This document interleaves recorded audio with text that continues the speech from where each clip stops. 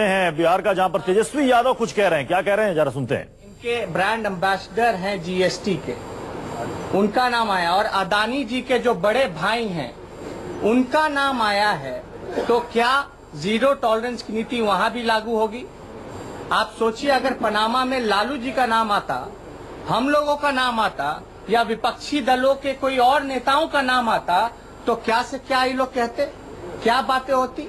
और पनामा घोटाला में, पेपर घोटाला में तो 2 देशों के प्रधानमंत्री को हटना पड़ा, और कई ऐसे देश हैं ऑस्ट्रेलिया समेत जहां की वहां जांच के आदेश दे दिए गए हैं, जांच हो रही है। लेकिन क्या माननीय मुख्यमंत्री जी पनामा के पेपर घोटाले की जांच कराने की मांग करेंगे? अब तक खामोश क्यों बैठे हैं वो कहाँ गया उनका अंतरात्मा? और व्यापम घोटाला में दिन पर दिन मर्डर होता जा रहा, अभी फिर एक मृत्यु हो गई है गवाह की, और सुसाइड का बहाना दे दिया गया, और लगातार गवाहों की मौत हो गई है, 50 का आंकड़ा छू गया है। क्या व्यापम घोटाला की जांच सीबीआई करने का काम करेगी अच्छे से, निष्पक्ष होकर के?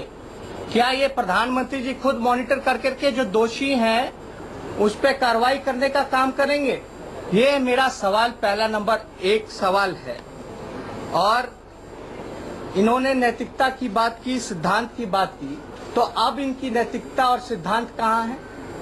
जो नया मंत्रिमंडल जो गठित हुआ है, इसमें हम बता दें कि एक सर्वे के अनुसार लगभग 75% इनके जितने मंत्री हैं, including Nitish Kumar ji, CM, deputy CM, 75% इनके जो मंत्री हैं वो दागी हैं। किस आधार की नैतिकता की बात करते हैं? कौन सा सिद्धांत? अब कहाँ अंतरात्मा इनका चला गया? और कितनी बार इनका अंतरात्मा जागता है भाई, और कितनी बार सोता है?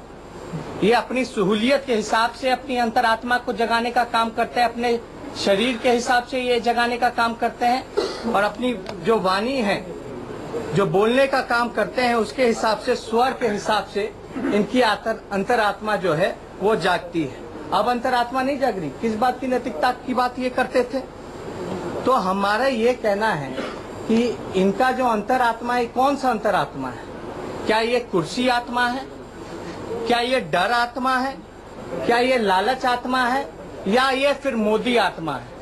ये मुख्यमंत्री जी को ये बताना पड़ेगा, क्योंकि जिस नैतिकता और जिस अंतरात्मा की आवाज से उन्होंने इस्तीफा दिया, महागठबंधन तोड़ने का काम किया, ये बिहार की जनता और देश की जनता जानना चाहती है कि आप लोग पहले से षड्यंत्र रच करके जो डीलिंग हुई थी, स्वीट डील ये लोग करके गए हैं, उस आधार पर हमको बहाना, तेजस्वी को बहाना बना करके ये सारी घटनाएं घटी गई, तो इसका जवाब माननीय मुख्यमंत्री जी को देना होगा।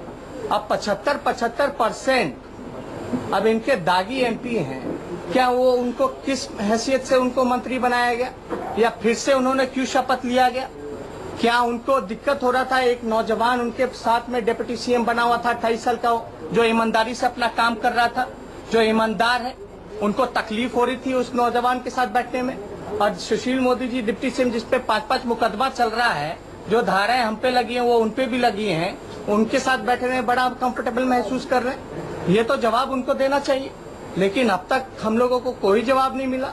ये बिहार की जनता और देश की जनता उनसे जवाब मांगना चाहती है। और हम ये भी मांग किए थे, हाउस में आप लोग सब लोग थे, कि क्यों नहीं, अब तो केंद्र में और राज्य में उनकी सरकार है, एक कानून बना दो यार, एक कानून बना दीजिए कि जिसपे भी एफआईआर दर्ज होता है वो कोई भी संवैधानिक पद पे नहीं रहेगा। क्या इसकी पहल ये लोग करने का काम करेंगे?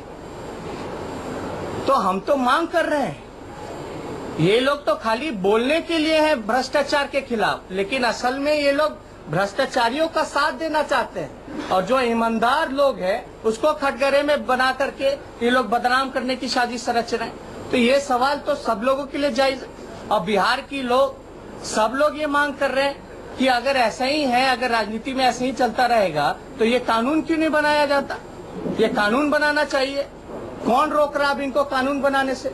अब तो पूरा देश इनका हो रहा है, भगवाकरण करने जा रहे हैं। आरएसएस की बात करते थे कि यार संघ मुक्त भारत बनाने की बात करेंगे, तो बिहार में इन्होंने संघ को घुसाने का काम किया है, जिनको बिहार की जनता ने नकार दिया था, मैंडेट जिसके खिलाफ दिया था, उन लोगों को इन्होंने बैठाने का काम किया है।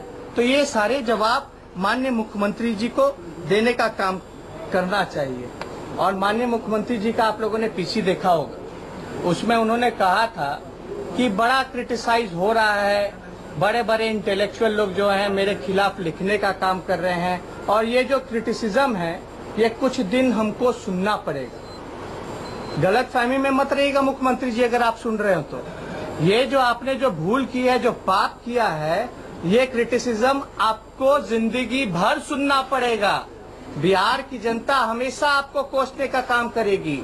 सामाजिक न्याय, धर्मनिरपेक्षता में मानने वाले लोग, पिछड़े, अति पिछड़े, दलित, महादलित, अल्पसंख्यकों ने जो वोट देने का काम किया, जिसकी आपने वोट की डकैती करने का काम किया, ये सवाल आपसे जिंदगी भर बिहार की जनता, नौजवान और देश के लोग आपसे पूछने का काम करेंगे। और आपको जिंदगी भर इन सवालों का जवाब आपको देना पड़ेगा, क्लैरिफाई करना पड़ेगा।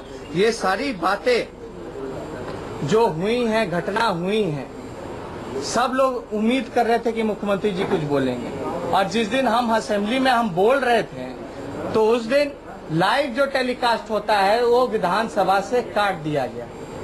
क्यों? विरोधियों की बात पूरी देश की जनता ये जानना चाह रही थी कि उस दिन बिहार विधानसभा में क्या हो रहा है। आखिर क्यों जो लाइव टेलीकास्ट जब भी हमेशा होता रहा है, इस बात पर उन्होंने लाइव टेलीकास्ट जो ब्रॉडकास्टिंग होना था वो क्यों काटने का काम किया? हमारे आवाज को क्यों वो जनता तक पहुंचाने नहीं दे रहे? पहले तो कहते थे क्लैरिफाई कीजिए, जनता के बीच जाइए। हमने तो ये भी कहा था कि हम जनता के बीच जाएंगे, लेकिन जब हम हाउस में बोल रहे थे, जब सारी बातें कर रहे थे इस मुद्दे पर, तो हमारी बात को लाइव ब्रॉडकास्टिंग से क्यों काटा गया? ये मुख्यमंत्री जी को जवाब देना पड़ेगा।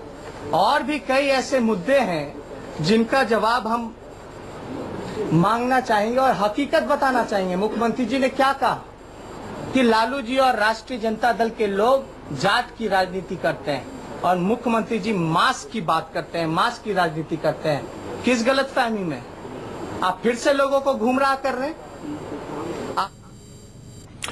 तो बिहार के पूर्व मुख्यमंत्री तेजस्वी यादव को आप सुन रहे थे, नीतीश कुमार पर जमकर हमला बोल रहे हैं और ये कह रहे हैं कि अब नीतीश सरकार के मंत्रिमंडल में 75% दागी हैं, तो अब नीतीश कुमार खामोश क्यों नहीं?